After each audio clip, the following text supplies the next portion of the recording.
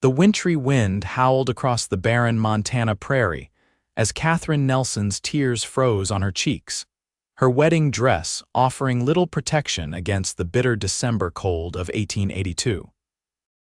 The stagecoach had abandoned her at this desolate outpost hours ago, along with the empty trunk that once contained all her possessions, everything stolen while she dozed during the journey west to meet her mail-order groom. "He ain't coming, miss," the station keeper had informed her with uncomfortable pity before retreating inside, leaving her alone on the wooden platform as dusk approached. "Sent word 3 days back. Said he found himself a local girl instead." Katherine huddled against her trunk, its emptiness a cruel mirror of her own hollow future. 22 years old and completely alone in a strange territory, with nothing but the clothes on her back and a handful of coins sewn into her bodice.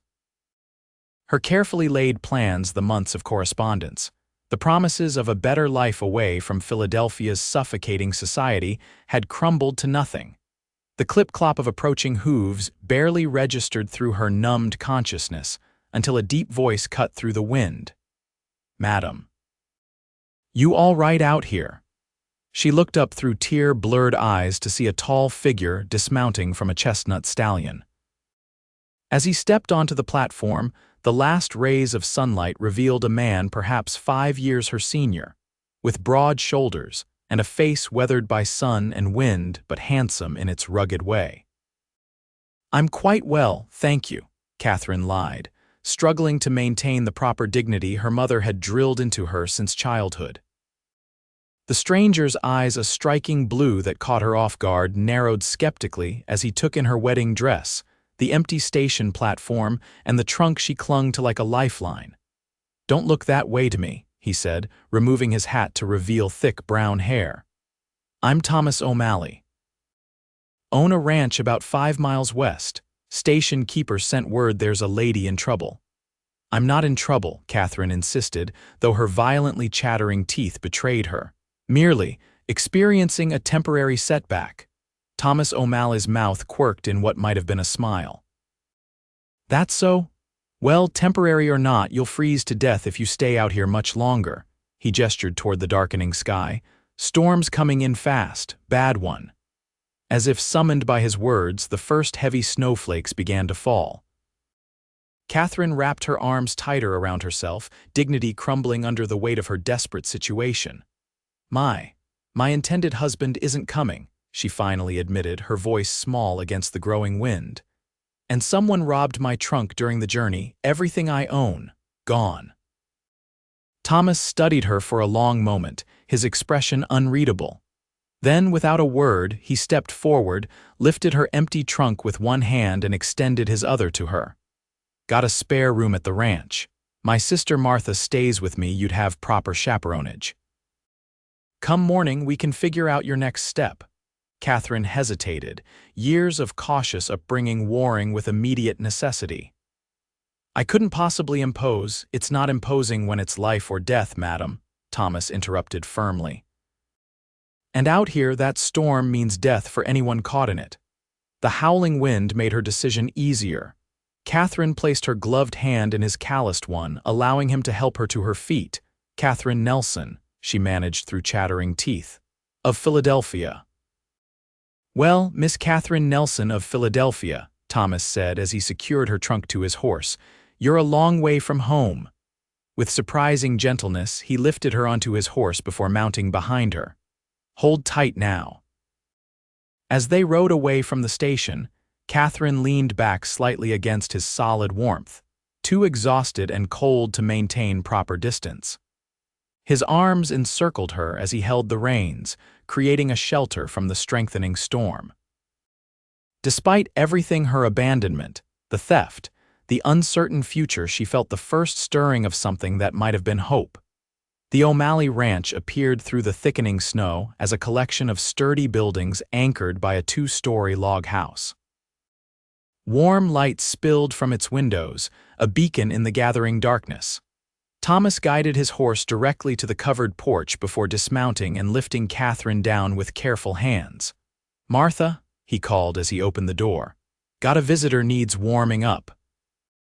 A plump woman with the same striking blue eyes as Thomas emerged from what Katherine presumed was the kitchen, wiping flour-covered hands on her apron. She took one look at Katherine's shivering form and wedding dress and immediately sprang into action. "Lord above, Tommy, she's half frozen. Bring her to the fire, quick now." The next hour passed in a blur for Katherine. Martha stripped away her ice-stiffened wedding dress, wrapped her in warm flannel, and sat her before a roaring fire with a mug of something hot that burned pleasantly down her throat. Thomas disappeared after bringing in her empty trunk, giving the women privacy. "Mail-order bride?" Martha asked gently when Katherine had stopped shivering. Katherine nodded, embarrassment heating her cheeks more than the fire. "Henry Blackwell, he found someone else." Martha's face darkened. "Blackwell, that no-good scoundrel, not the first girl he's done this to, I'd wager." "There were others," Katherine's stomach twisted. "Town's full of rumors about him," Martha confirmed, patting Katherine's hand.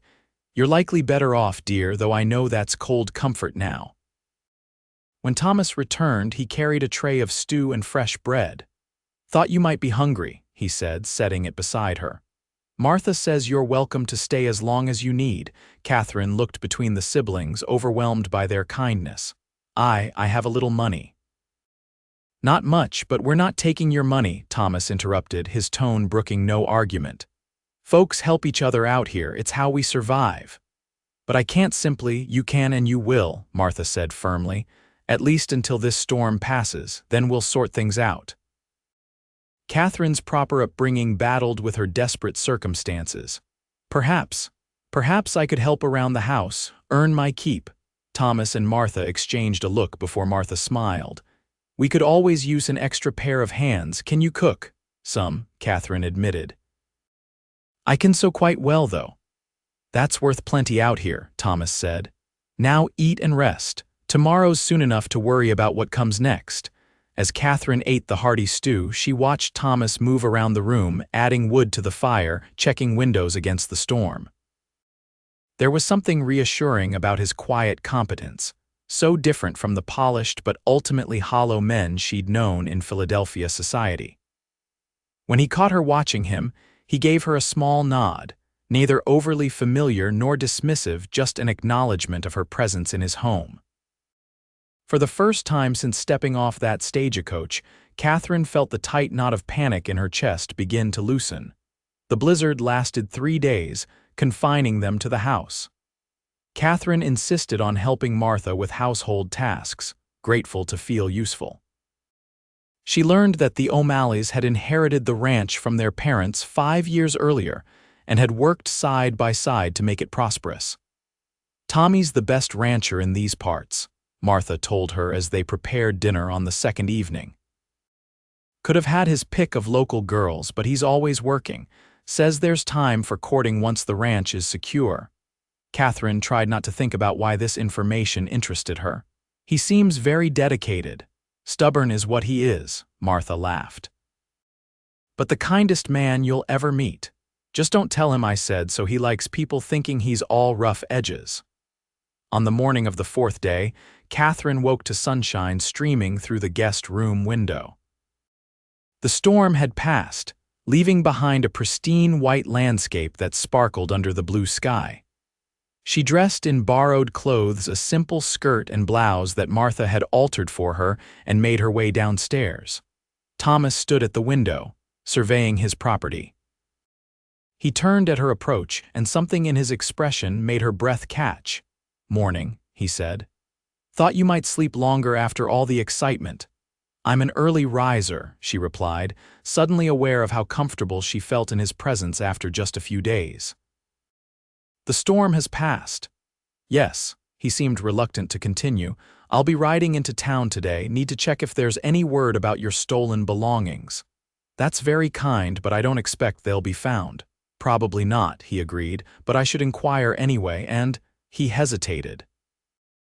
"I thought you might want to look into arrangements for returning east or wherever you plan to go next."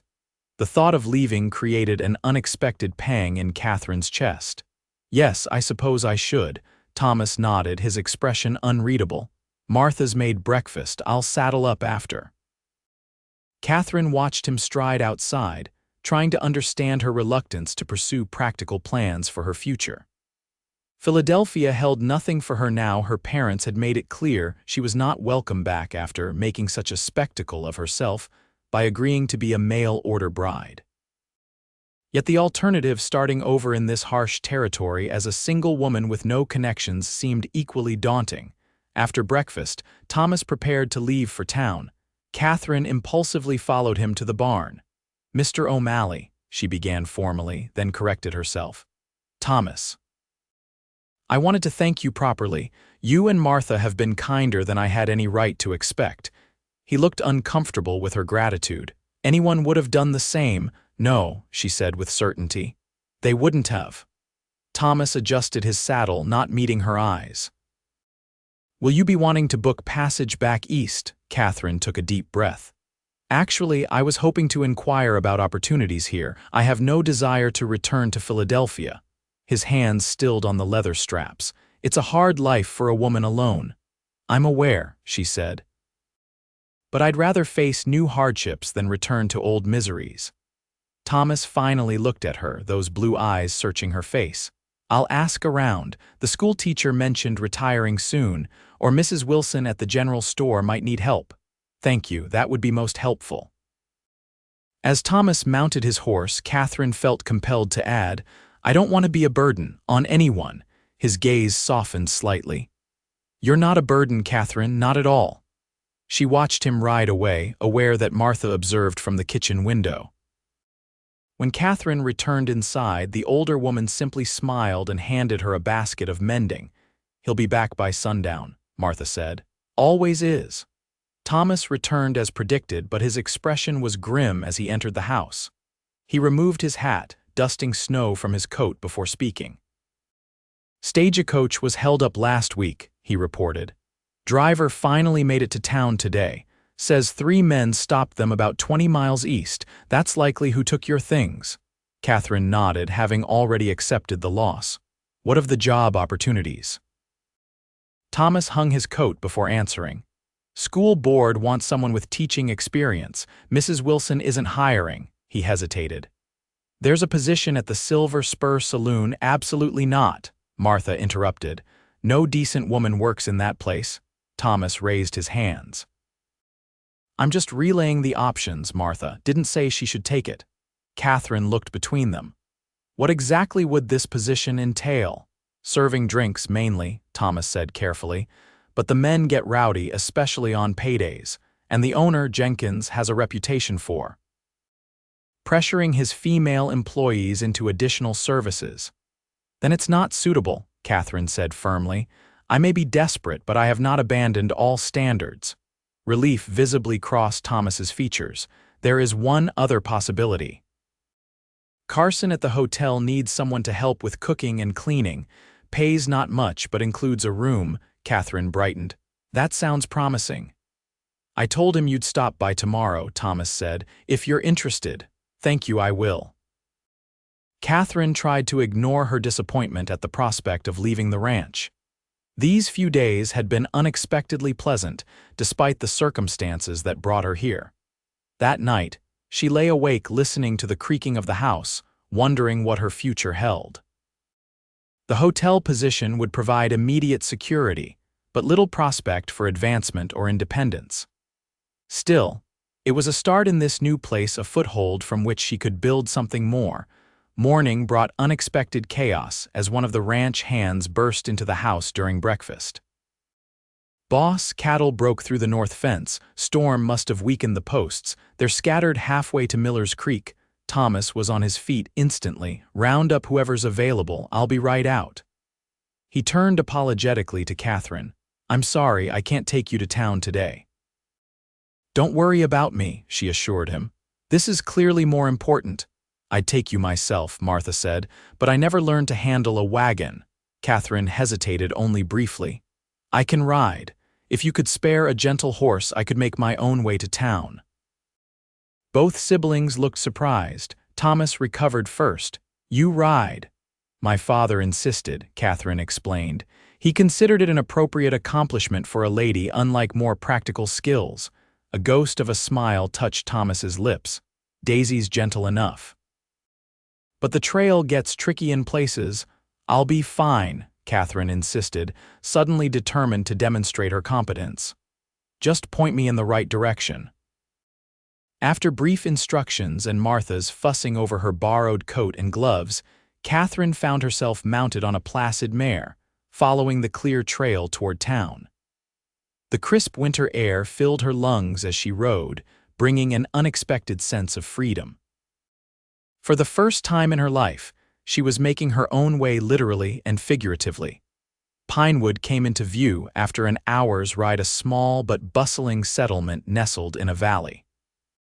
Katherine easily located the hotel, a two-story building with a fresh coat of white paint that stood out among the weathered structures surrounding it. Mr. Carson proved to be a thin, nervous man with perpetually darting eyes. He showed Katherine around the modest hotel, explaining her potential duties in clipped sentences. 6 guest rooms upstairs, need cleaning daily, help cook breakfast and dinner, laundry twice weekly, Sundays half-day off. He named a wage that was indeed meager, but included meals and a tiny room off the kitchen. Can start tomorrow if suitable.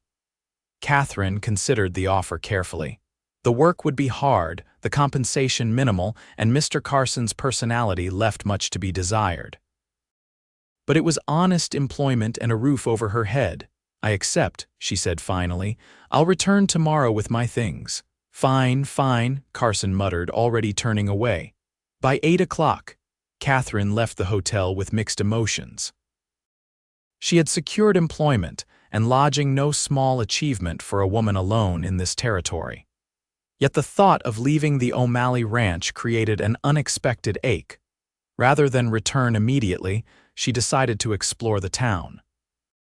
Pinewood consisted primarily of one main street lined with businesses, the general store Martha had mentioned, a bank, a blacksmith, 2 saloons, a small church, and various other establishments serving the surrounding ranches.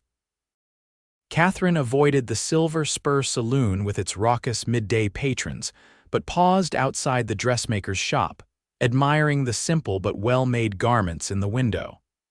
You must be Miss Nelson, a female voice said behind her. Katherine turned to find a plump, gray-haired woman regarding her with friendly curiosity.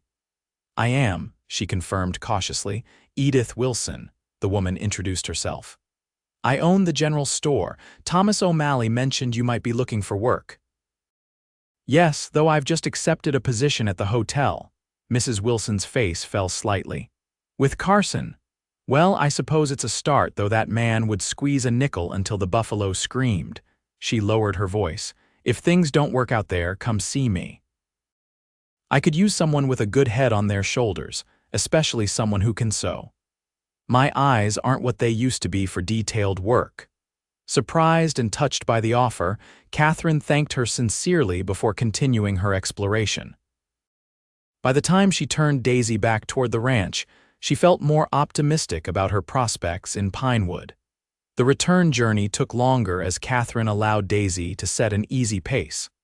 The mountains to the west were turning purple with approaching dusk when she finally reached the ranch. Thomas was in the corral working with a spirited young horse. He looked up as she approached, relief evident in his face. Was beginning to wonder if you'd gotten lost, he said, abandoning his task to help her dismount. The town was quite interesting, Katherine explained. I wanted to explore a bit. His hands lingered at her waist a moment longer than necessary after setting her on the ground. And Carson, how did that go? I start tomorrow. She didn't know why the words felt so difficult to say. Thomas nodded, his expression carefully neutral. Good, that's. Good. They walked toward the house in uncomfortable silence until Katherine asked about the escaped cattle.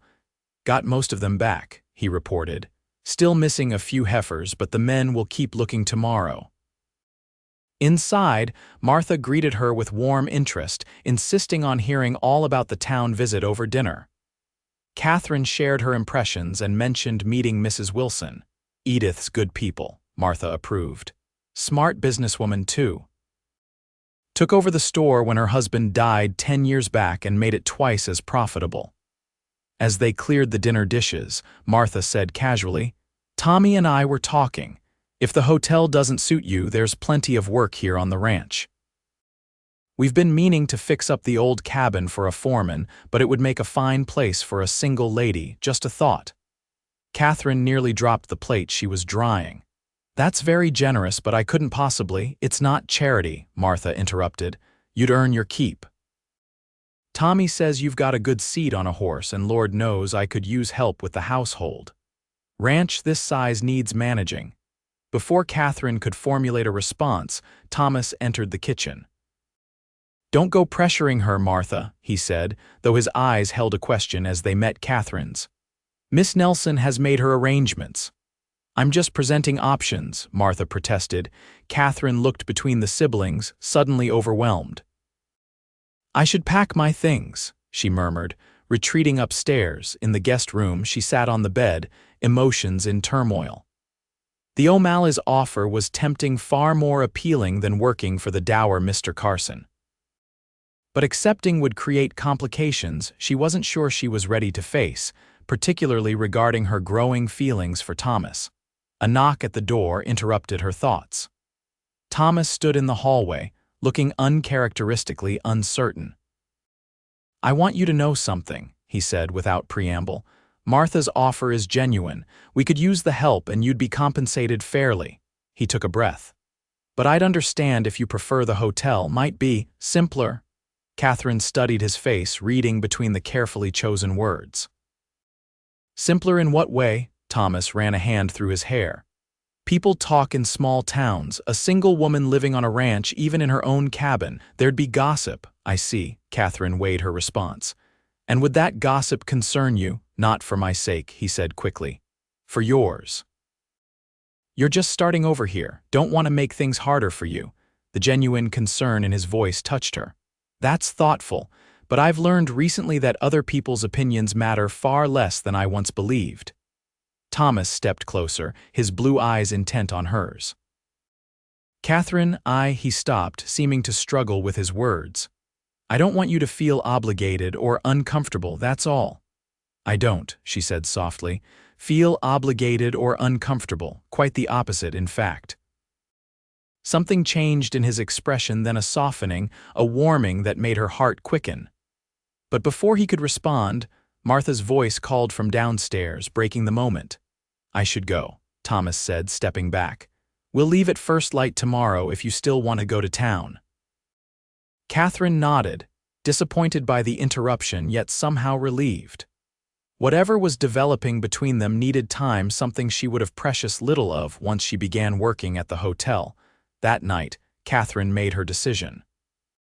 When morning came, she was ready with her empty trunk packed with the few borrowed items Martha had insisted she keep. The ride to town was mostly silent, though not uncomfortably so. As they approached Pinewood, Thomas finally spoke. "Carson works his help hard." "If it gets to be too much, I'll manage," Katherine assured him. "I know you will." The pride in his voice warmed her. "Still, Martha and I will be in town every Saturday for supplies. If you need anything—" "Thank you," she hesitated. "Will you?" "That is, might I call on you and Martha occasionally? When I have time off." Thomas's hands tightened on the wagon reins. "You'd always be welcome. Anytime." At the hotel, Carson barely acknowledged Thomas as Katherine was shown to her room, a space barely large enough for a narrow bed and her trunk. Windowless and sterile, it bore no resemblance to the warm guest room at the O'Malley Ranch. "Need you in the kitchen now," Carson said, already walking away. "Mrs. Porter's showing you your duties." Thomas carried her trunk inside, his expression darkening as he saw the room. "Katherine, you don't have to. I'll be fine," she interrupted with more confidence than she felt. "Thank you for everything, Thomas, truly." He looked as if he wanted to say more, but simply nodded. "Saturday," he reminded her. "We'll stop by." Katherine watched him leave before reporting to the kitchen, where a harried older woman barely looked up from her cooking to bark instructions. The work was immediate and constant, preparing breakfast for guests, cleaning rooms, helping with lunch preparations, more cleaning, laundry, dinner service, and finally washing dishes until well after dark. By the time Katherine collapsed onto her narrow bed that night, every muscle ached. The kitchen sounds and cooking odors permeated her small room, making real rest difficult. Still, she had survived her first day of employment. It was a beginning. Days passed in a blur of exhausting routine. Carson proved to be a demanding employer, finding fault with even her most careful work. Mrs. Porter was kinder but overworked herself, leaving Katherine to handle many tasks alone. Her only bright spot was Saturday, when Thomas and Martha visited briefly. They brought her a small package of peppermint candies and news of the ranch, their familiar faces like sunshine after a week of gray skies. Thomas's eyes had lingered on her face, noting the shadows of fatigue there, but he said nothing about her return to the ranch. When Sunday finally arrived, her half-day off, Katherine dressed in her best borrowed outfit and attended church service. The small congregation regarded her with curious stares, but several women introduced themselves afterward, including Mrs. Wilson, who repeated her job offer in firmer terms. "Carson's working you too hard," she observed bluntly. "You've lost weight in just a week. My offer stands better pay and reasonable hours." Katherine thanked her but made no commitment, though the possibility eased some of her worry. As she left the church, she was surprised to find Thomas waiting outside, hat in hand. "Thought you might like to ride out to the ranch for dinner," he said. "Martha's made apple pie. The invitation was exactly what she'd been hoping for. I'd like that very much." The ranch looked even more welcoming after a week away. Katherine felt a weight lift from her shoulders as they approached, as though she were returning home rather than visiting. Martha embraced her warmly, fussing over her thinned appearance and insisting she rest before dinner. "Nonsense," Katherine protested. "I've been indoors all week. What I'd love is some fresh air." Thomas immediately offered to show her the new foals born during the winter. As they walked to the pasture, Katherine felt herself relaxing for the first time in days. "How is it really?" Thomas asked quietly. "Working for Carson." Katherine considered sugarcoating her answer but opted for honesty. "Difficult. The work is harder than I expected, and Mr. Carson is not the most pleasant employer." Thomas's jaw tightened. "You don't have to stay there, I know," she admitted. "Mrs. Wilson offered me a position again today." "That would be better," he said, clearly relieved. "Edith's fair and the store closes at reasonable hours." Katherine stopped walking, turning to face him directly. "Or I could accept your offer if it still stands." Thomas's eyes widened slightly. "It does, always has." "There would be gossip," she reminded him, echoing his earlier concern. "Let them talk." His voice had dropped lower, more intimate. "Unless you're worried about it," Katherine shook her head slowly. "Not anymore. This past week has taught me something important. Life's too short to make decisions based on other people's opinions." She took a breath. "But there is something I need to know, Thomas. Why did you offer me a place here? Is it merely kindness, or—" He stepped closer, his expression more open than she'd ever seen it. "It started as kindness, yes, but now—" His hand reached up to gently touch her cheek. "Now I can't imagine this place without you in it." Katherine's heart pounded as she leaned slightly into his touch. "I've thought about you every day," she confessed. "About this ranch, it already feels more like home than Philadelphia ever did." Thomas's smile transformed his face. "Then come home, Katherine, not just as our helper, but—" He hesitated, then seemed to find his courage. "But as someone who might consider a future here, with me." The directness of his words thrilled her. "Are you courting me, Thomas O'Malley?" "Trying to," he admitted with a self-deprecating laugh. "Not doing a very good job of it, I reckon." Katherine smiled, feeling lighter than she had in weeks, perhaps years. "I think you're doing just fine." When his lips finally met hers, hesitant at first, then with growing confidence, Katherine knew she had found where she belonged. The journey west had not led where she expected, but it had brought her somewhere far better, to a man who saw her strength as well as her vulnerability, and valued both equally. The weeks that followed brought rapid changes. Katherine gave notice to a sputtering, indignant Carson and moved into the small cabin on the O'Malley ranch. Martha helped her make it comfortable with quilts, curtains, and simple furniture. The ranch hands, following their employer's lead, treated her with respectful deference, and if there was gossip in town, it faded as the sincerity of Thomas's courtship became apparent to all. Spring arrived, bringing new life to the ranch. Katherine discovered an aptitude for ranch management that complemented Thomas's practical knowledge. Her organizational skills and educated background proved valuable as they expanded their operations, and her sewing abilities saved considerable expense on household and ranch necessities. By summer, Thomas proposed properly with a small ruby ring that had belonged to his mother. They married in the little church in Pinewood, with Martha beaming in the front pew and half the county in attendance. Even Mrs. Wilson closed her store for the occasion. As they drove away from the church in Thomas's wagon, now husband and wife, Katherine rested her head on his shoulder. "Happy?" he asked, his arm secure around her waist. "Completely," she replied, thinking of the empty trunk that had once held all her worldly possessions now filled with wedding gifts and hopes for the future. "Who would have thought that losing everything would lead me to finding so much more?" Thomas pressed a kiss to her temple. "I thank God every day for that stagecoach abandoning you. Selfishly, perhaps." Katherine laughed, the sound carrying across the wide Montana landscape that had become her home. "Not selfish at all. Some things are simply meant to be." The wagon rolled onward toward the ranch, their ranch now, as the setting sun painted the mountains gold and pink. Whatever challenges lay ahead, they would face them together, their love as vast and enduring as the western sky above them.